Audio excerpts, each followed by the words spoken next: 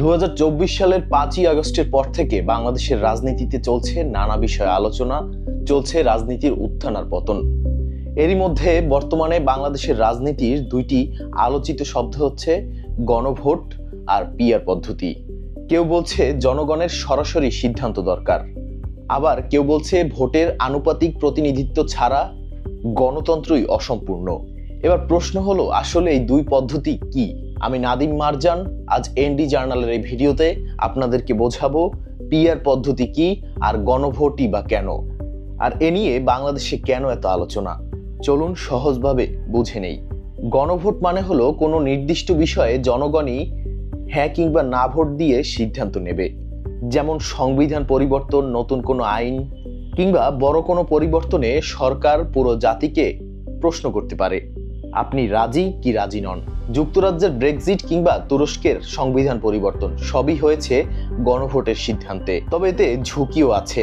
ভুল তথ্য বা প্রচারণার প্রভাবে মানুষ সিদ্ধান্ত নিতে পারে আবেগ দিয়ে, যুক্তি দিয়ে নয়। জাতীয় নির্বাচন আর গণভোট দেখতে একই রকম হলে এই দুটি বিষয়েরই উদ্দেশ্য একদমই আলাদা। জাতীয় নির্বাচনে আপনি ভোট দেন কোনো প্রার্থী বা দলকে, যারা আপনার হয়ে সিদ্ধান্ত নেয় সংসদে, কিন্তু গণভোটে আপনি ভোট দেন সরাসরি আপনার নিজেরই সিদ্ধান্তে, একটি নির্দিষ্ট প্রশ্নে হ্যাঁ কিংবা না। আরো সহজ করে বললে, জাতীয় নির্বাচনে আপনি ঠিক করেন কে জিতবে, আর গণভোটে আপনি ঠিক করবেন কি সিদ্ধান্ত হবে।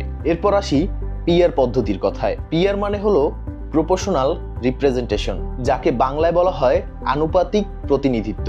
মানে যে দল যত শতাংশ ভোট পাবে সংসদেও তাদের আসন ততটি থাকবে। ধরুন দেশে 100টা সংসদীয় আসন আছে, কোন দল যদি মোট ভোটের 40% ভোট পায় তাহলে তারা সংসদেও 40টা আসনই পাবে। অন্যদিকে কোনো দল 20% ভোট পেলে তারা 20টি আসন পাবে। এভাবেই সব দলের ভোটের অনুপাতে প্রতিনিধিত্ব নিশ্চিত করা হয়। নেদারল্যান্ডস, নরওয়ে, জার্মানি সহ ইউরোপীয় বিভিন্ন দেশ এই পিআর পদ্ধতি ব্যবহার করে থাকে, আর এ কারণে তাদের সংসদে ছোট ছোট দলগুলো অংশ নিতে পারে, কারণ ভোটে তারা বাদ পড়ে না।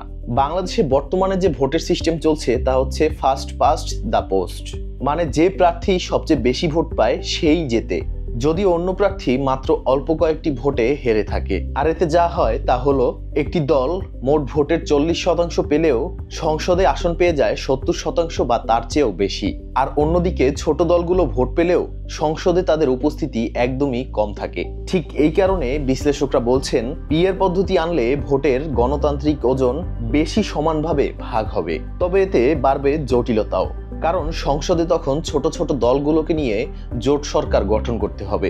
এখন যদি আসি পিআর পদ্ধতি আর গণভোটের সুবিধা, ঝুঁকি আর বাস্তবতা নিয়ে। গণভোটের ভালো দিক হলো জনগণের সরাসরি মত জানা যায়, আর খারাপ দিক বলতে তথ্য বিকৃতি কিংবা আবেগী সিদ্ধান্তে হতে পারে গণভোট।